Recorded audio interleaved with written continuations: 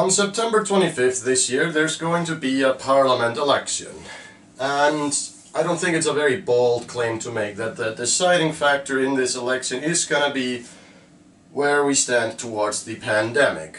Now, given the amount of vaccines that have been imported into the country and are being distributed and will probably have been distributed by the end of September, one can assume that, at least for the sake of this video, this prediction that I'm going to make here, I'm just going to assume that things are fine. That, enough people have been vaccinated and that we have seen that we have a sort of herd immunity or whatever it's called going on, and maybe the economy looks like it's maybe on track to recover.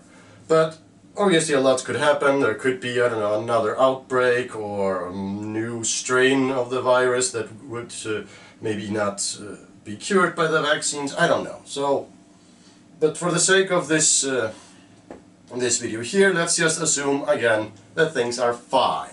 A few days ago I decided to crunch the numbers and come up with an early prediction on how I think this election is going to go, because it's going to be very fun to see if I'm very right or if I am very wrong. So I made a few graphs. The graph you're seeing right now is how the last election went. Alright. Now I'm just going to go party by party, as in which one I think are going to lose some seats in the parliament or gain some seats. So I think that the Independence Party, Iceland's Conservative Party, is probably going to gain a couple of seats. I think the Left Greens are probably going to lose. I mean, I'm going by the numbers of seats they got in the last election. Obviously, I think the Left Greens have already lost 2 seats because 2 of their members left the party. Was it just 1? I think the Left Greens are going to lose 2 or 3 seats. Samfylkingin is definitely going to gain some. I think they're going to gain maybe 4 seats, and as for Miðflokkurinn, I think they are probably going to lose. I think they will probably lose most of their seats. I think they're going to severely underperform. As for the Pirates, I think they're also going to lose maybe 2-3 seats. Viðreisn, maybe. I think they're probably just going to sort of stand in place. And Flokkur Fólksins, I'll get to them. And as for my own party, Framsóknarflokkurinn, I think Framsókn is just gonna sort of stand in place and keep the 8 seats that we have in Parliament. However, I noticed something. That is why I haven't shown you the graphs yet, but I noticed something when crunching the numbers. Or realized something. So, and this is not me realizing it, I think it has been written about it also.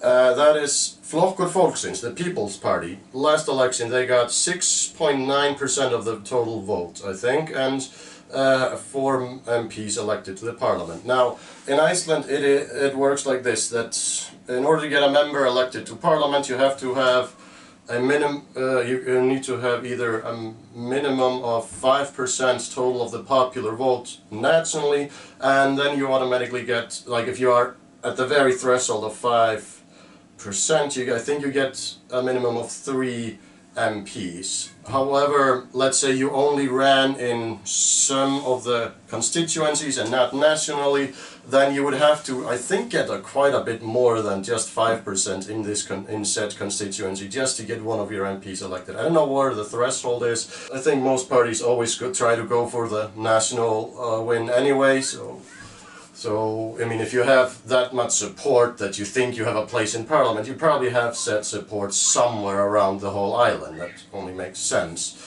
And it's a little bit iffy whether or not the People's Party is gonna clear this set 5% threshold, whether or not they're gonna make it into Parliament once more. And here's the thing, there's another left-wing contender, Sósíalistaflokkur Íslands, the Icelandic Socialist Party. Believe it or not, they're not a splinter group from the Left Greens or anything. No, they are new grassroots movements, and according to some of the polls conducted in the past few months, sometimes in the polls it is indicated that they would get members elected. That would be quite unprecedented, that a new grassroots left-wing party is able to out-left the established, larger, older left-wing party, it is quite possible that both the People's Party and Socialista Flokkur Íslands get over the 5% threshold, and that would mean that they would each get at least 6 seats in the parliament out of 63. That means 6 seats that all the other parties would not get. However, let's assume that they would almost get 5%, but just not quite clear it. That would mean that they wouldn't. That means that there are 6 MP seats that obviously they wouldn't get. So the way I put it up here in this graph, look at it. So this would effectively mean that close to 10% of all votes cast, or probably maybe even more than 10%, because there are going to be a handful of other minor parties that nobody cares about that would also not get anybody elected to the parliament. That means that all the MPs would in effect be elected by a pool of 90% of the votes. Now this is not unheard of. It has happened before that minor parties have not made it into the parliament, but I don't think it is ever like but I don't think the amount of dead votes, as I believe we call them, dauð atkvæði. Það ekki? Það ekki dauð atkvæði? It is of course possible that only Flokkur Fólksins or only Socialista Flokkur Íslands get members elected to the parliament, but for the sake of this argument, say that it's either going to be both of them or neither of them. 6 MPs in a parliament of 63, that is a make it or break it number. That is a number that could influence exactly who forms a coalition eventually and who will not. And let's just say that both these parties get at least 3 MPs elected. That means that the total number of MPs for all the other party will decrease. And I think in that scenario, a left-wing government would be out of the question, because again, we're assuming that Samfylkingin will be the second largest party. They would then try to make a coalition with the left Greens, presumably also Framsóknarflokkurinn and, let's say, maybe the Pirates rather than Viðreisn. But yeah, I think a 5-party coalition government is absolutely out of the question.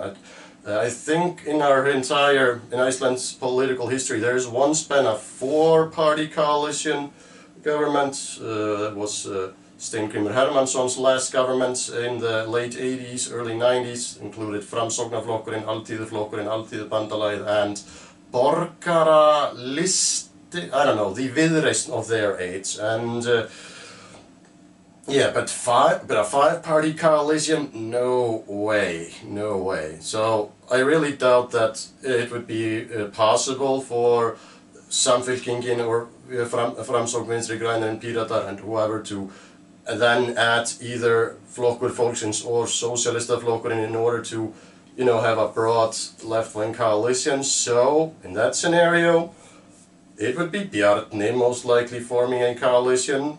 And again, and if the difference in size between the Independence Party and the Left Greens has grown as much as I predict that it will, it would be very unreasonable for Katrín Jakobsdóttir to resume her position as Prime Minister in such a government. No, Bjarni would then obviously want to become Prime Minister, and I don't think the Left Greens could accept another possibly 4 years in coalition with the Independence Party under the leadership of Bjarni Benediktsson. I just don't think they would ever accept that. So for the current government to continue would be out of the question. Hence we would end up with most likely the Independence Party forming a coalition with Framsóknarflokkurinn and I'm guessing Samfylkingin. Now, Logi Einarsson has repeatedly said that it's absolutely out of the question for him to form a coalition with the Independence Party. But let's face it, if he is unable to make a left-wing government and Bjarni is unable to make a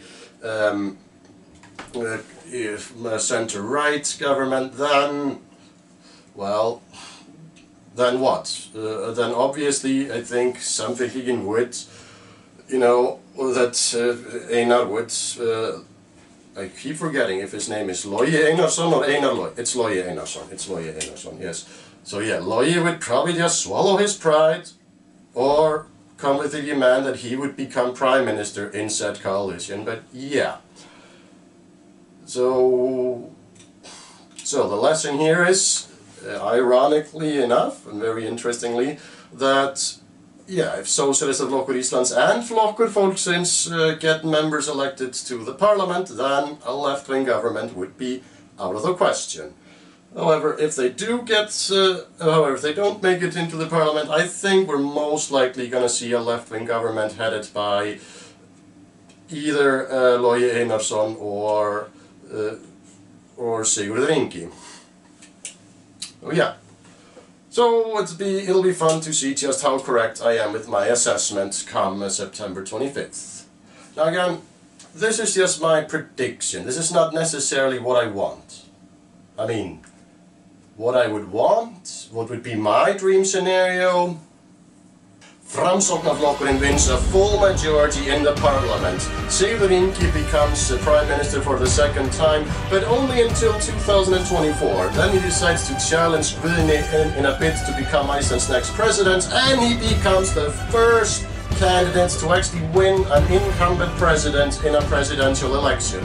Then the government will take all of Iceland's largest corporations over temporarily and reorganize them into a producer-owned co-op, which we will call ESS, Hið Íslenska Samband Samvinnufélaga. And then everyone will live happily ever after. The end.